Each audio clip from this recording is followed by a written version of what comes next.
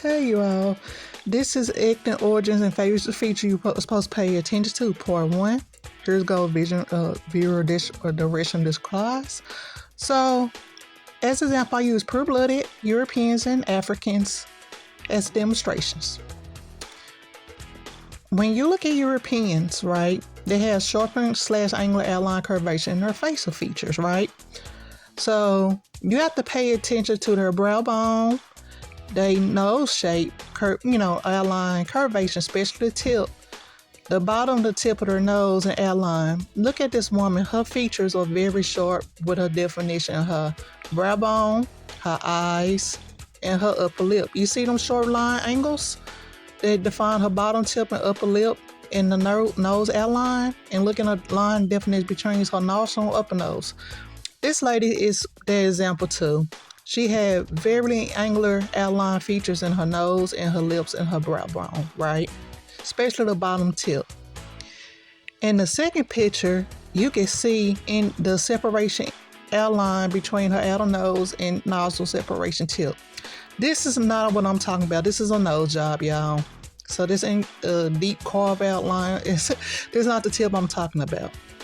However, this gentleman right here, you see the bottom of his nose tip is very angular, including his nostrils, including his upper lip and outline of his mouth, including his brow bone. And Europeans have distinct brow bones, right? Look at this guy example. His outline in his eyes and his nose and his upper lip is very angular. It's not round, right? So look at the angularity in his bottom tip of his nose, his nostrils, and the line definition between his upper nose tip and nostrils. So round/curvaceous outline, this is common with full-blooded West Africans, Malaysians, and Polynesians, right?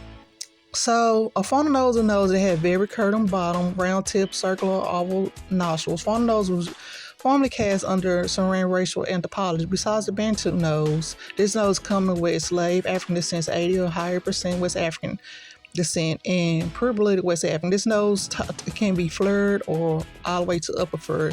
Brow bone. Look at this woman. Her brow, her nose definition is round.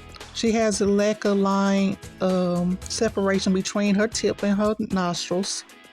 And look at how curvy the outline of her upper lip and her bottom lip. Her features are very round of detail. This applies to this lady as well. Look at her eyelids. Look at her curvation of her nose.